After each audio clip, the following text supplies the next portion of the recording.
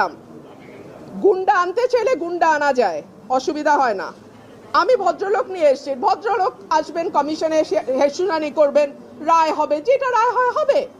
কিন্তু তারা যেহেতু গুন্ডা পান্ডা নিয়ে এসছে এবং আবল তাবল বকছে, কথা বলেই যাচ্ছে, আমি লাস্টে একটা কথা বলার জন্য দাঁড়িয়েছি, এবং যেটা 15 বছরে হয় নাই সেটা আজকে হয়েছে। অলমোস্ট আমার গায়ে ধাক্কা দিয়ে আমাকে ফেলে দেওয়ার চেষ্টা হয়েছে।